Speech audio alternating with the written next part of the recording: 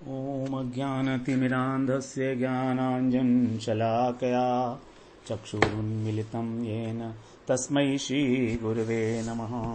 वाञ्छाकल्पतरुभ्यश्च कृपासिन्धुभ्य एव च पतितानां पावनेभ्यो वैष्णवेभ्यो नमो नमः।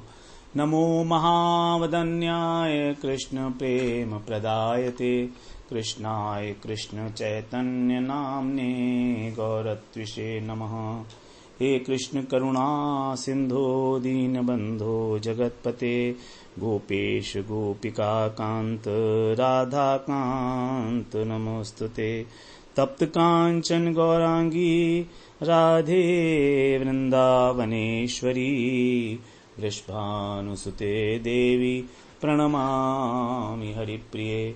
वृन्दायै तुलसीदेव्यै प्रियायै केशवस्य च कृष्णभक्तिप्रदे देवी सत्यवत्यै नमो नमः। श्रीकृष्ण चैतन्य प्रभो नित्यानन्द श्री अद्वैत गदाधर शिवसदि गौरभक्तवृन्द। हरे कृष्णा कृष्णा कृष्णा हरे हरे, हरे राम राम राम हरे हरे। हरे कृष्णा। सर्वप्रथम मैं अपने गुरुपाद पद्म ओम विष्णुपाद अष्टोत्तर शत श्री श्रीमद् भक्तिवेदांत माधव गोस्वामी महाराज के चरण कमलों में अनंत कोटि दंडवत प्रणाम ज्ञापन करता हूँ। हम लोग श्रीमद् भगवद गीता के 13वें अध्याय का 20वां श्लोक श्रवण कर रहे हैं। बहुत इंपॉर्टेंट श्लोक जो कर्तापन और भोक्तापन की भावना को लेकर भगवान ने स्पष्ट किया है। कह रहे हैं भगवान, कार्य करण कृतत्वे हेतु प्रकृतिरुच्यते पुरुषः सुख दुःखानां भोक्तृत्वे हेतुरुच्यते। कार्य करण और कृतत्व इन तीनों में प्रकृति ही वास्तविक कारण है और पुरुष के जो सुख और दुख हैं उसका कारण है भोक्तापन का अभिमान। तो सुख और दुख का जो अनुभव है, जो प्रभाव है, वो चेतन आत्मा पर पड़ता है। तब आत्मा मुक्त होने की इच्छा करती है। आत्मा अभी माया के द्वारा दिए गए स्थूल और सूक्ष्म शरीर के अंदर बद्ध है, बंधी हुई है। जब उसको इन दोनों शरीरों के माध्यम से सुख और दुख की अनुभूति होती है तब वो मुक्त होने के लिए प्रयत्नशील होती है, इच्छा करती है। यदि उसको सुख दुख की अनुभूति नहीं होगी तो संसार से मुक्त होने की इच्छा ही नहीं करेगी। तो जो सुख दुख रूपी विकार हैं ये हैं तो क्षेत्र के धर्म, जड़ शरीर के, इच्छा द्वेष सुखम दुखम जड़ शरीर के धर्म है, जड़ शरीर का स्वभाव है, चेतन आत्मा के नहीं है। लेकिन फिर भी आत्मा को इसका अनुभव होता है जड़ शरीर से अपना संबंध मानने के कारण। तो शरीर हमारा जड़ है, विकारी है, नाशवान है। आत्मा चेतन है, निर्विकारी है, अविकारी है। दोनों के स्वभाव विपरीत हैं। लेकिन फिर भी भगवान की माया इतनी प्रबल है कि हम अपने शरीर को आत्मा मानते हैं और आत्मा को शरीर। ये भगवान की ही माया है, इतनी प्रबल माया है। दुरत्यया देवी हेषा गुणमयी मम माया दुरत्यया। बांधे हुए है ये मैं और मेरा के बंधन में हमको, इस संसार में, इस शरीर में। तो प्रकृति जड़ है और प्रकृति का कार्य शरीर, वो भी जड़ होना चाहिए। तो उसमें भोक्तापन तो हो नहीं सकता। और जो पुरुष है वो अपनी शुद्ध अवस्था में तो निर्लिप्त है। पुरुष का मतलब आत्मा। तो जीवात्मा अपनी शुद्ध अवस्था में जब वो माया से बद्ध नहीं है तब तो निर्लिप्त है, अकर्ता है। तो इसलिए उसमें भी भोक्तापन नहीं होना चाहिए। लेकिन फिर भी माया के कारण, अविद्या के दोष के कारण, अज्ञान के कारण पुरुष में भोक्तापन की प्रतीति होती है। आत्मा में प्रतीति होती है कि हमारी आत्मा को दुख हो रहा है। और इसका कारण है केवल एक, अविद्या। अविद्या का मतलब शरीर में आसक्ति, मन में आसक्ति, अर्थात प्रकृति और पुरुष का संग। क्योंकि प्रकृति ही तो अविद्या बनी है ना। प्रकृति का मतलब माया, माया का मतलब अविद्या। तो प्रकृति और पुरुष का जब संयोग होता है तभी यह स्थिति बनती है, और दोनों ही अनादि हैं। भगवान कह आए हैं, प्रकृतिम पुरुषम चैव विद्धि अनादि उभौ अपि। तो जब पुरुष अपने को प्रकृति में स्थित मानता है, प्रकृति में स्थित मानने का मतलब प्रकृति के गुणों में आसक्त होना, तब वो भोक्ता बनता है। और जो प्रकृति के गुणों से मुक्त है, गुणातीत है, उसमें भोक्तापन की गंध नहीं होती, कर्तापन का अभिमान नहीं होता, भोक्तापन का भी अभिमान नहीं होता उसके अंदर। तो सबका सब जो अल्टीमेटली निकल के आ रही है बात वो ये है कि प्रकृति के अंदर जो तीन गुण हैं वही हमको बांधते हैं, आत्मा को बांधते हैं। अन्यथा ये दोनों पृथक पृथक तत्व हैं, प्रकृति और पुरुष। इनको कभी एक नहीं किया जा सकता, दोनों का स्वभाव अलग अलग है। लेकिन जब पुरुष प्रकृति में स्थित होकर उनमें आसक्त हो जाता है, प्रकृति के गुणों में, प्रकृति का गुण है शरीर, गुणों का कार्य, प्रकृति के गुणों का कार्य है शरीर, यह संसार। तो आसक्ति ही बेसिकली इशू है, जो बीच में लिंक है दोनों के, विजातीय तत्वों के बीच में जो लिंकेज है वो है आसक्ति की डोर। तो वास्तव में पुरुष न तो करता है न भोगता है, क्योंकि कर्ता तो प्रकृति के गुण हैं और भोक्तापन उन गुणों में आसक्ति के कारण हो रहा है, इसलिए माना हुआ है। यही है संसार की दशा, कर्तापन और भोक्तापन, संसार का लक्षण। हम कहते हैं ना हम संसार में हैं, संसार दशा है। संसार दशा का मतलब यही है, स्वयं को कर्ता और भोक्ता मानना। जब तक ऐसा मानेंगे तब तक हम ऊपर नहीं उठ सकते संसार से।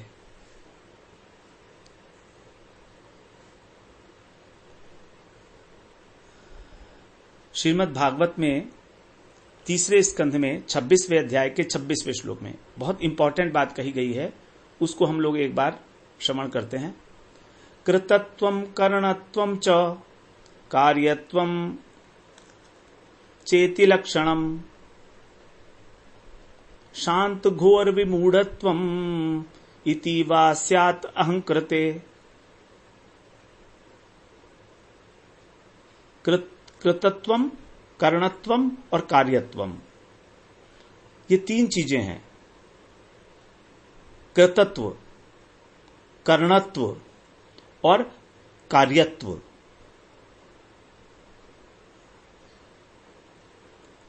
सात्विक अहंकार से देवता उत्पन्न हुए, इंद्रियों के अधिष्ठात्र देवता। तो देवता रूप से सात्विक अहंकार ही कृतत्व का वाचक है।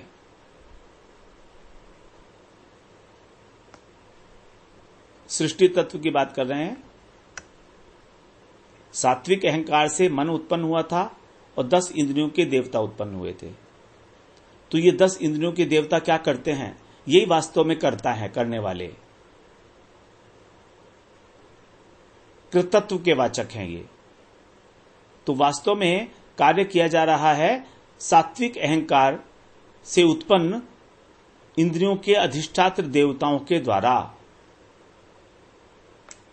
ये हैं कर्ता, इंस्पायरर, जो हमको प्रेरणा करते हैं। जैसे हाथ का देवता है इंद्र, नेत्र का देवता है सूर्य, नासिका के देवता है अश्वनी कुमार, कानों के देवता है दिशाएं, त्वचा का देवता है पवन, वायु। उसी तरीके से जो हमारी रसना है, इसका देवता है वरुण।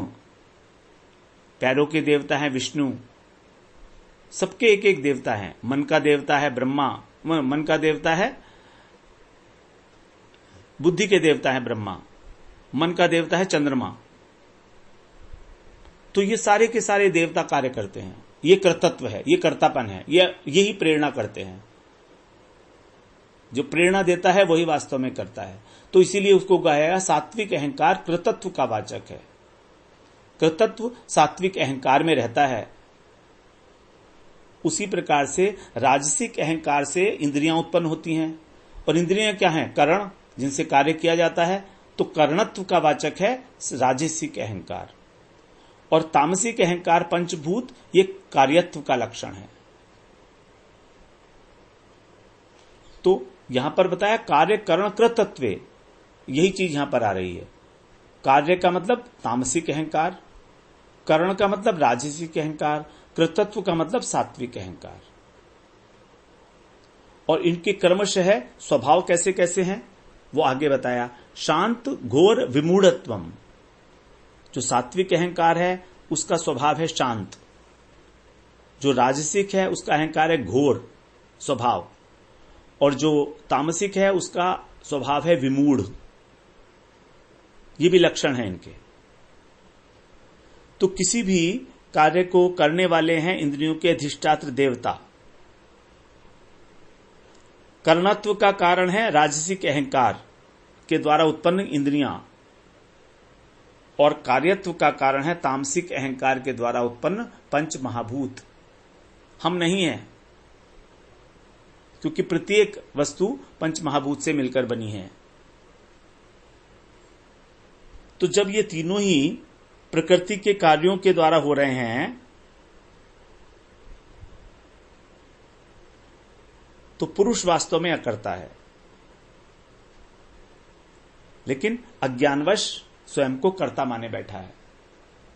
तो यहां यह बात स्पष्ट हो गई इस श्लोक से कि कृतत्व, कर्णत्व और कार्यत्व ये सात्विक, राजसिक और तामसिक अहंकार के लक्षण हैं। इनको कभी भी जीवात्मा के साथ, पुरुष के साथ संबंधित नहीं किया जा सकता। इसलिए स्वयं को कर्ता मानना बिल्कुल बेमानी है। यह बात बिल्कुल सिद्ध हो गई है इस श्लोक से, शास्त्रीय प्रमाण है इस बात का। अब हम लोग 21वां श्लोक श्रवण करते हैं। पुरुषः प्रकृतिस्थो ही भुंजते प्रकृतिजान गुणान, कारणम गुण संगोस्य सद असद योनि जन्मसु। यहां कह रहे हैं कि प्रकृति में स्थित होकर ही पुरुष अर्थात जीवात्मा प्रकृति से उत्पन्न गुणों का भोग करता है, और इन गुणों का संग मतलब इन गुणों में आसक्ति, मतलब इन गुणों के जो कार्य है, गुणों का कार्य है शरीर और संसार, इसके अंदर आसक्ति ही इस जीवात्मा के ऊंचे और नीचे योनियों में जन्म लेने का कारण है। हम लोग जो अलग अलग प्रकार की योनियों में जन्म लेते हैं, पशु पक्षी कीट पतंग मनुष्य देवता इत्यादि, उसका कारण यहां बताया है हमारी आसक्ति प्रकृति के 3 गुणों में। तो वास्तव में पुरुष प्रकृति में स्थित नहीं है, लेकिन जब वो प्रकृति के कार्य अर्थात इस शरीर के साथ तादात्म्य कर लेता है, मेरा मान लेता है इस शरीर को, तब उसको कहा जाता है वो प्रकृति में स्थित है। और ऐसे पुरुष को ही सुख और दुख का अनुभव होता है, और यही सुख दुख का अनुभव करना ही भोक्तापन है। जैसे यदि कोई व्यक्ति मान लो अपनी कार से कहीं जा रहा है और उसका एक्सीडेंट होने में दोनों का हाथ है, ड्राइवर का भी हाथ है, व्हीकल का भी हाथ है, कार का भी हाथ है और ड्राइवर का भी है। अब यद्यपि क्रिया तो गाड़ी में हो रही है, चल तो गाड़ी रही है ना, लेकिन दुर्घटना का फल किसको मिलेगा? दुर्घटना फल दोनों को मिलेगा, ड्राइवर को मिलेगा और गाड़ी को भी मिलेगा, क्योंकि ड्राइवर का व्हीकल के साथ संबंध है। उसी प्रकार संसारिक कर्मों को करने में दोनों का हाथ है, प्रकृति का भी और पुरुष का भी। पुरुष हो गया चेतन तत्व ड्राइवर, और प्रकृति हो गई जड़ तत्व अर्थात व्हीकल, मोटर गाड़ी। तो कार्य करने में तो प्रकृति की प्रधानता है और फल को भोगने में पुरुष की प्रधानता है, क्योंकि उसने प्रकृति के साथ अपना संबंध माना हुआ है। जैसे ड्राइवर को एक्सीडेंट का फल भोगना पड़ा, कारण यह है कि उसने उस गाड़ी को अपना माना हुआ है, वो उसकी गाड़ी है उसकी। तो सुख दुख का फल जो है जीवात्मा को ही भोगना पड़ता है, और यदि संबंध ना माने शरीर से तो फल नहीं भोगना पड़ेगा।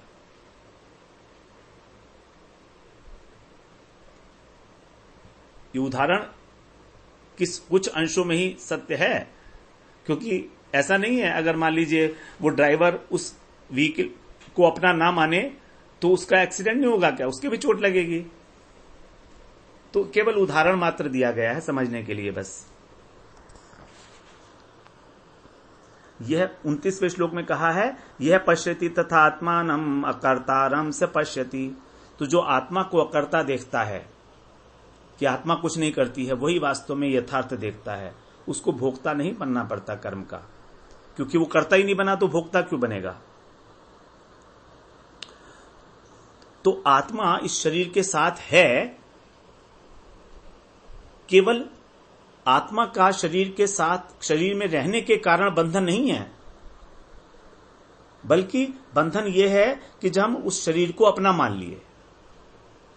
जैसे एक धर्मशाला है, धर्मशाला में हम लोग गए, एक कमरा किराए पर कमरा लिया, हमने रहे उसमें 1 दिन 2 दिन रहे। उस कमरे से हमने कोई अपना संबंध नहीं माना, उसमें रहे 1-2 दिन और निकल आए, चले आए। चाहे वो कमरा अच्छा हो, चाहे वो कमरा खराब हो, टूटा हुआ हो, मान लीजिए उसकी खिड़की टूट रही है तो भी हमें कोई फर्क नहीं पड़ा, हमने अपना काम चला लिया पर्दा डाल के। लेकिन यदि वो कमरा हमारा अपना है और हमारे सामने वो टूट गया तो फिर उसको हमें रिपेयर कराना पड़ेगा, हमारा बंधन हो गया उसके अंदर। तो आत्मा शरीर में रहे इतना सब ठीक है, लेकिन शरीर को अपना ना माने, धर्मशाला की तरह माने कि भाई आज इस घर में है, कल दूसरे घर में चले जाएंगे। अब तोड़फोड़ तो शरीर में होती रहेगी, वियर एंड टियर तो होगी ही होगी। तो दुख काहे का? ठीक है, ये शरीर काम नहीं कर रहा है, कोई बात नहीं है, शिफ्ट कर लेते हैं, दूसरी धर्मशाला में जाएंगे, बस इतना ही। ये धर्मशाला के कमरे से अधिक नहीं है ये हमारा शरीर, केवल बॉक्स है, और बॉक्स में तो टूट फूट होती रहती है। सामान जो है अंदर वो बिल्कुल ठीक रहना चाहिए, बॉक्स के अंदर जो सामान है, जो आत्मा है, वो ठीक रहनी चाहिए।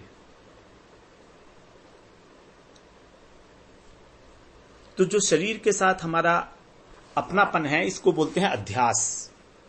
यह अध्यास 2 प्रकार का होता है, अर्थाध्यास और संसर्गाध्यास। शरीर ही मैं हूं, इसे कहते हैं अर्थाध्यास। शरीर ही मैं हूं और ये शरीर मेरा है, यह संसर्गाध्यास। 2 प्रकार का अध्यास। ये देह है, क्या है? ये ढेर है, कई चीजों से मिलकर बना है शरीर हमारा। तो एक ढेर है, ये सामान का ढेर है, कई सारे सामान मिले हुए हैं इसके तो जो वस्तु कई चीजों से मिलकर बनी होती है, वो अपने लिए नहीं होती है, वो दूसरों के लिए होती है। जैसे मान लीजिए कार है, तो कार कई चीजों से मिलकर बनती है, अलग अलग पार्ट्स होते हैं उसके। तो कार के लिए नहीं बनी है, कार मनुष्य के उपयोग के लिए बनी है। तो जो वस्तु बहुत सारी चीजों से मिलकर बनती है, वो अपने लिए नहीं होती है, उन वस्तुओं के लिए, क्योंकि वस्तु तो मिलकर किसी दूसरे के उपयोग में आएंगी। जैसे दवाई है, तो दवाई में कई सारी चीजें मिलाई जाती हैं, लेकिन वो दवाई अपने लिए नहीं है, दवाई हमारे लिए है। उसी प्रकार से जो हमारा शरीर है, इसमें हाथ हैं, पैर हैं, मुंह है, नाक है, कितने सारे आइटम हैं, इसीलिए ये सब हमारे लिए नहीं है, ये तो ढेर है। ये हमारे लिए नहीं है शरीर, ये दूसरे के लिए है। और किसके लिए है? भगवान के लिए। तभी शरीर को कहा गया था संघात। 6ठे श्लोक में संघात कहा था, जो कई चीजों से मिलकर बनती है। जैसे जब हम बोलते हैं तो एक वाक्य की रचना करते हैं। अब वो वाक्य की रचना की गई, उसमें अनेक शब्द हैं, तो वो शब्द, वो वाक्य हमारे लिए नहीं है, वो दूसरे के लिए है। वो वाक्य हमने बोला तो हमारे लिए नहीं है वो वाक्य, हम तो उस बात को समझते ही हैं। वो वाक्य दूसरे के लिए बोला गया है। शब्द शब्द के लिए नहीं होता, श्रोता के लिए होता है, या तो श्रोता के लिए या वक्ता के लिए। उसी प्रकार ये शरीर आत्मा नहीं है, अपितु इस शरीर में जो रहता है वही है आत्मा। देहे अस्मिन् पुरुषः परः, उसके लिए ही है ये शरीर, परमात्मा के लिए। अतः इसमें आसक्त क्यों होना? तो इस शरीर को प्रकृति ने बनाया अलग अलग तत्वों से मिलाकर। तो शरीर शरीर के लिए नहीं बना है, ये किसी और के लिए बना है। इसलिए इस शरीर में मैं और मेरेपन की भावना मिथ्या है, अविद्याजन्य है, केवल आरोप है, आरोप मात्र। जबरदस्ती हम लोगों ने, ये हमारी जबरदस्ती बेवकूफी की हुई है हम लोगों ने। जब हम इसको अपना मान लेते हैं तो हमको भय होता है, सुख दुख शोक मोह इत्यादि अनेक प्रकार की भावनाएं। और ये भोग कहां करना पड़ता है? सद असद योनि जन्मसु, अनेक अनेक प्रकार की अशुभ और शुभ योनियों के अंदर। माया मुग्ध जीव अनेक अनेक अविद्या से ग्रस्त होकर अनादिकाल से जन्म मरण के चक्र में पड़ा हुआ, सुख दुखों को भोगता हुआ अनेक अनेक प्रकार के शरीरों में। कृष्ण भूलि से ही जीव अनादि बहिर्मुख, अतएव माया तारे दे संसार दुख। कभू राजा कभू प्रजा कभू विप्र शूद्र, कभू सुखी कभू दुखी कभू कीर क्षुद्र। कभू स्वर्गे कभू मर्त्य नरके व कभू देव कभू दैत्य कभू दास प्रभु। कभी राजा कभी प्रजा, कभी ब्राह्मण कभी शूद्र, कभी सुखी दुखी, कभी कीट पतंग, कभी स्वर्ग में कभी नरक में, कभी देवता कभी दैत्य, कभी दास और कभी प्रभु। इस प्रकार से ये जीवात्मा अनेक अनेक योनियों में लगातार भ्रमण करता रहता है। कारण कृष्ण से विमुखता। कृष्ण बहिर्मुख हैया भोग वांछा करे, निकटस्थ माया तारे झपटिया धरे। पिशाची पाई ले येन मति छन्न है, मायाग्रस्त जीवर है से भावोदय। कृष्ण से बहिर्मुख हुआ जैसे ही, वैसे ही माया ने इसको पकड़ लिया पिशाची की तरह और उसकी बुद्धि भ्रष्ट कर दी। मति छन्न है, आमी नित्य कृष्ण दास यही कथा भूले। ये भूल गया कि मैं कृष्ण का दास हूं। मायारन नफर हैया चिर दिन भूले। और माया जो कहती है बस वही याद रहता है कि मैं पिता हूं, मैं पुत्र हूं, मैं पुरुष हूं, मैं स्त्री हूं, मैं विद्वान हूं, मैं मूर्ख हूं, मैं मोटा हूं, मैं पतला हूं। ये अभिमान, ये सब माया के कारण है।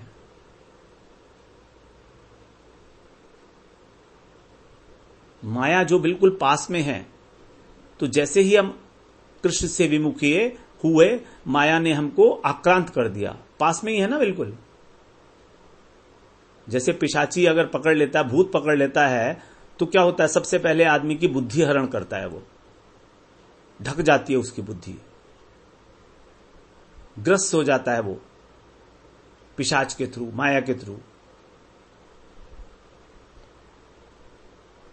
और उसकी बुद्धि वही सोचने लगती है जो वो भूत उसको सुचवाना चाहता है, वो पिशाची उसे सुचवा रही है, वही सोचता है।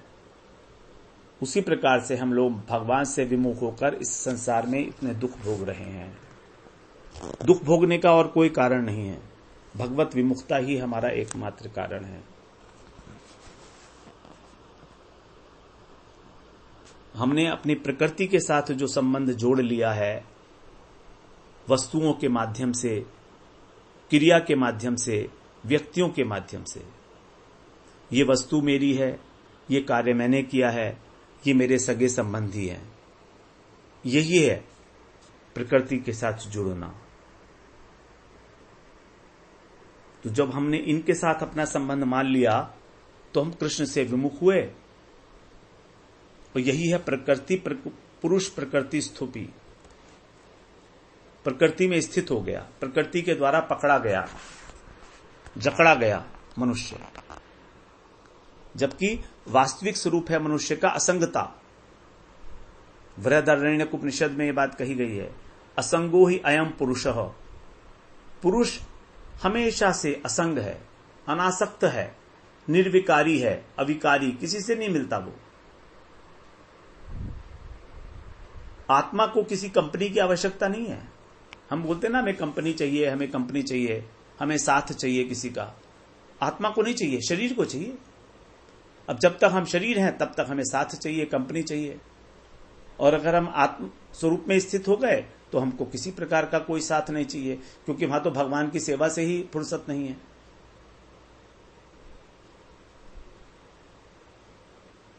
साथ क्यों चाहिए? समय बिताने के लिए, और वहां तो समय ही नहीं है। जैसे लोहा और अग्नि पृथक पृथक, लेकिन यदि लोहे को हम अग्नि में बहुत समय रखेंगे तो लोहा अग्नि के साथ, उसके गुण के साथ तादात्म्य कर लेता है। और अलग अलग कर दिया जाए तो फिर धीरे धीरे अपने फिर लोहत्व को प्राप्त कर लेगा। अग्नित्व जो है, उसके जो दहक, जो गर्म था वो ठंडा होके फिर लोहा बन जाता है। उसी प्रकार से ये प्रकृति पुरुष दोनों अलग अलग तत्व हैं, लेकिन संसर्ग के कारण, पास पास रहने के कारण प्रकृति के गुण पुरुष में आ जाते हैं और वो दुखी होने लगता है। अब अगर जैसे लोहे को हमने अग्नि से अलग कर दिया, उसी प्रकार से हमको अपने को प्रकृति से अलग रखकर तब सोचना चाहिए, तब हमें कोई सुख दुख नहीं होगा। सुख दुख हमारी एक मानसिक प्रक्रिया है। शरीर पर कष्ट आना अलग बात है, और उस कष्ट से सुख और दुख की अनुभूति होना अलग बात है। तो सुख और दुख केवल मान्यता पर टिका है। कई बार ऐसा होता है कि हमारे शरीर को कष्ट हो रहा है तो भी हमको दुख नहीं अनुभूति होती। अगर उससे बड़ा दुख हम पे टूट गया, जैसे मान लीजिए किसी की घर में मृत्यु हो गई, तो हमारा शरीर चाहे 2 दिन तक खाना ना खाए तो भी उसको दुख नहीं होता। कारण उसको बहुत बड़ा दुख हुआ है, इसलिए छोटा दुख अनुभव ही नहीं आता। तो भूख का अनुभव ही नहीं होता, अन्यथा भूख का अनुभव होता है। तो जो सब मन की प्रक्रियाएं हैं, सुख और दुख, अगर मन चाहे तो दुखी होता है, मन चाहे सुखी होता है। स्वतंत्र अस्तित्व नहीं है इनका। तो भगवान की और भगवान के भक्तों की कृपा होने पर जब सत्संग प्राप्त होता है, तभी माया से मुक्त होता है व्यक्ति, तभी उसको भगवत सुख का आनंद प्राप्त होता है। मैत्रेय जी कह रहे हैं ऋषि विदुर जी से कि जो आत्मा सबका स्वामी और सर्वथा मुक्त है, वह दीनता और बंधन को प्राप्त हो, यह बात युक्ति विरुद्ध अवश्य है, किंतु वस्तुतः यही तो भगवान की माया है।